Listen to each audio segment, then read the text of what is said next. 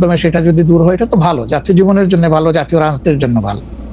কিন্তু যেটা সকল দলের সাথে আলোচনা করে তিনি একটা টাইম লাইন দিলেন, শুধুমাত্র একটা দলের সাথে আলোচনা করে সেটা থেকে এইভাবে তার প্রকাশ্যে ঘোষণা দেওয়া, যদিও তিনি ডেফিনেটলি বলেন নাই যে রমজানের আগেই হবে, তিনি বলেছেন যদি এই জিনিস ফুলফিল করা যায় তাইলে সেটা আগেও চিন্তা করা যেতে পারে, কিন্তু সেটা ভালো হতো।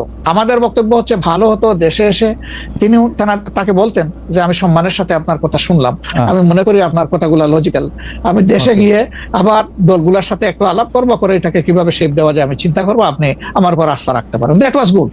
কিন্তু এটা না করে সেইখানে এটা ঘোষণা দেওয়াটাকে আমরা সঠিক মনে করি নাই। আমরা মনে করি যে ক্ষমতার ভারসাম্য একদিকে হেলে গিয়েছে এবং জাতি একটা রং মেসেজ পেয়েছে, এই জন্য আমরা আমাদের এই পর্যায়ে এটা আমার একটা প্রশ্ন, আপনার কাছে কি মনে হয় পরবর্তী জাতীয় সংসদ নির্বাচন আসলে কোন দিন কোন মাসে হবে? আমি ঠিক এটা জানি না, তবে আমি মনে করি যে এটা এপ্রিল পাড়ি দেবে না কোনো অবস্থায়। আর ফেব্রুয়ারিতে হলে আমি বলেছি সবার আগে আপনি বলেছেন যে হ্যাঁ, যে ফেব্রুয়ারিতে হলে এটা বেস্ট, কারণ এই সিজনটা আমাদের জন্য কমফোর্টেবল সিজন ইলেকশনের জন্য।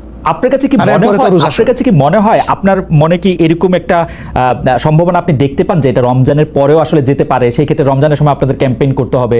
বেশিরভাগ সময় আমরা দেখি যে রমজানের সময় ধর্মপ্রাণ মুসলমানদের অনেকেই আসলে দুনিয়াবি কোনো জিনিসের মধ্যে থাকতে চান না, সেই ক্ষেত্রে ভোটের মানে এখনো কি? আমার মনে হয় যে রমজানে তো আমরা সব ধরনের সব কাজই তো করি, কাজ তো আমরা বাদ দিই না কোনো, রাইট?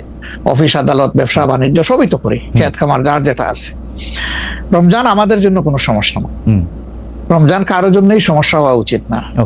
কোন দল বলেছেন যে রমজানে ক্যাম্পেইন করতে গেলে অনেক ইফতার মাহফিল হবে, সেখানে প্রচুর টাকা খরচ করতে হবে, আপনি করবেন না। আপনি ইফতার মাহফিলে মেহমান হিসাবে গিয়ে খেয়ে আসবেন, দোয়া করে দিয়ে আসবেন, অসুবিধা কি? আপনাকে টাকা খরচ করতে হবে কেন? ওই সময় তো এমনিও টাকা খরচ করা ঠিক না, শিডিউল ডিক্লারেশন হয়ে যাওয়ার পরে মানুষকে খাওয়ানো ঠিক না। আপনি খাবেন, অসুবিধা কি? দাওয়াত দিলে যাবেন, খাবেন, কথা বলবেন, মিশবেন, হাত মিলাবেন, এটা আপনার নির্বাচনী কাজকে আগাবে, কোনো সমস্যা তো নাই। আপনি কোনটা প্রেফার করবেন, মানে ইলেকশনের ডেট ফেব্রুয়ারি অর এপ্রিল? আমরা তো প্রেফার করে বলেছি বেস্ট হইলো ফেব্রুয়ারি, কিন্তু এপ্রিলে হইলে কোনো অসুবিধা নাই।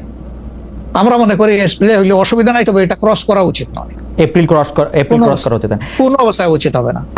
আপনি কি মনে করেন এখন যদি নির্বাচন কমিশন বলে যে তারা ডিসেম্বরে নির্বাচন দিতে চান, তাইলে কি আপনারা আপত্তি জানাবেন না আপনাদের এটা? হ্যাঁ, না, আমরা ওই যে দুই তিনটা জিনিস বলেছি, যে বেসিক রিফর্ম, তারপরে হচ্ছে আপনার দৃশ্যমান বিচার, প্রবাসীদের ভোট ইনকর্পোরেট করা, এই তিনটা জিনিস যদি আমরা মিনিমাম পাই তাহলে ডিসেম্বর কেন, সামনের মাসে হইলে আমাদের কোনো আপত্তি নেই।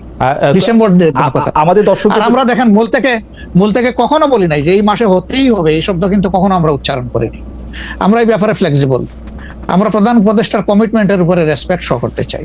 উনি বলেছিলেন ডিসেম্বর এই বছর অথবা আগামী বছরের জুনের মাঝখানে যে কোনো সময় তিনি নির্বাচন দিবেন। তা আমরা দেখতে চাই যে তিনি তার কথার উপরে আছেন। তবে এটাও ঠিক যে মে জুন এগুলা কিন্তু ইলেকশনের জন্য কোনো ফেভারেবল টাইম না। ইভেন এপ্রিলটাও একটু কষ্ট হবে, এই ব্যাপারে বলার অপেক্ষা রাখে না। ফেব্রুয়ারির চাইতে এপ্রিলে কিন্তু একটু কষ্ট বেশি হবে। আপনাকে যেহেতু মানে একটু তাড়াতাড়ি, সেজন্য আমাদের শেষ প্রসঙ্গ সেটা হচ্ছে বিএনপির সাথে জামায়াতে ইসলামের সম্পর্ক। আমরা দেখেছি যে আপনি এবং আপনাদের দলের নায়েবে আমির, তারা দুজনেই বিএনপির চেয়ারপারসন এবং ভারপ্রাপ্ত চেয়ারপারসন যারা লন্ডনে ছিলেন তাদের সাথে দেখা করেছেন। দেখা করার পরে আমরা রাজনীতিতে একটা ইতিবাচক সুবাতাস দেখেছিলাম। আপনি এসে ফেব্রুয়ারিতে ইলেকশনের কথা বলেছিলেন। এখন আবার ব্যাপারটা আসলে কোন জায়গায়, মানে জামায়াতে ইসলামী বিএনপি কি পরস্পর মুখোমুখি অবস্থায় আছে? তাদের মধ্যে কি আবার একটা সদ্ভাব, মানে আসলে অবস্থাটা কি এখন? আসলে সমস্যাটা আমাদের না, সমস্যা আপনাদের। আচ্ছা,